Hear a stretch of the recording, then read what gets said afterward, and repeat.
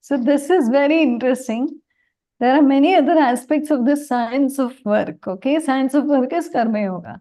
So one among them is to know the relation between thought and word, and what can be achieved by the power of the word. Okay, it's a huge thing. Okay, the power of the word is a huge thing. In every religion, the power of the word is recognized. So much so that in some of them, creation itself is like, as we say, from the Om, everything came. It started with Om. Like that, everybody has their own pandas or their own understandings. Okay, the external aspect of the thought of God is the word, right? When we say Krishna, when we say Rama, when we say Shiva, when we say Shri Chakra, when we say Devi, these all words have their own forms. And then the creation of God is also there in that word. And as God thought and willed before he created, creation came out of the word. So it all came out of Om, is what they say. Om ek aksharam. So from the Om Gita, in the Gita it is said, it comes out of that word, the entire creation came out of that. Why? There is three, Ma. So there is Rajastama, Sattva, it's Maya, from that everything has come out, the word. Okay. Now in the stress and hurry of our materialistic life, our nerves lose sensibility and become hardened. The older we grow, the longer we are knocked, the more callous we become. So when you see the older people, they are more pessimistic. The younger people are like, kuch nahi. It's good. Come on, mom, dad, think positive. But we mom, dads, as we get older and older, we are knocked about so much in the world. You know what is a callus, right? It's that hard thing that comes under your foot. That dead skin type of thing, callus.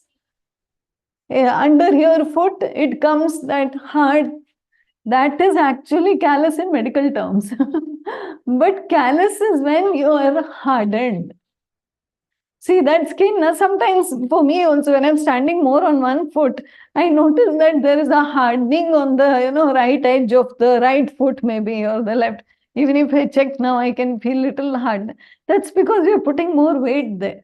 So it's knocked about more, used more, or troubled more. So callus is formed. So he is saying that we oldies, it's the more callous we become. It means the more hard we become. We become very hard and we are not very sensitive also. As we grow older, we are sensitive to ourselves, but we are not sensitive to the needs of the children. We feel, what is this? I was standing 2 hours for the bus. In 10 minutes, they're complaining so much. In AC, they're traveling in metro and AC and cabs. And look at us. We were standing for 2 hours in the hot sun or rain with the, all this example. We've become callous. We are not able to understand how and where these children are functioning. Our parents would have told to us also. So it's like as you grow older, we become more harder. Okay, and not soft. Soft only for ourselves. For others, we are hard. That is the problem. And we're apt to neglect things that even happen persistently and prominently around us. There is a kind of war. Okay, no problem. It's always happening in this country. We are like, and the youngsters are, oh my God, there's war, there's this should happen. And we're like, let it be. We are jane do kind of, we have become hard. Actually, look, you will know. So human nature, however, asserts itself sometimes, and we are led to inquire into it, and wonder at some of these common occurrences. Wondering, thus, is the first step in the acquisition of light. This is very nice. What is wonder? We have actually forgotten to wonder. No? Even when we see a nice red ball of sun, it's like, oh, let's take a pic. But there is no wonder at its, in the Shiv Sutras, it says, Vismaya Yoga Bhumika. Vismaya. Vismaya is wonder. And we have lost all Vismaya. And he says Vismaya, the wonder, is the first step in the acquisition of light. So if you're moving towards light, you want to attain light, then wonder is important. If you lost all wonder and you're like those Buddhimas, like that kind of attitude, then light is far away. So that's why we say youngsters have more chance, because we are old and now no wonder. Rain, no wonder. Hailstones, no wonder. It fell last year also. Snow, that falls everywhere. I saw the photo. There is no wonder. There is no, this doesn't happen to us. So unless this doesn't happen to us, we are far away from the light. That's what he says. Okay?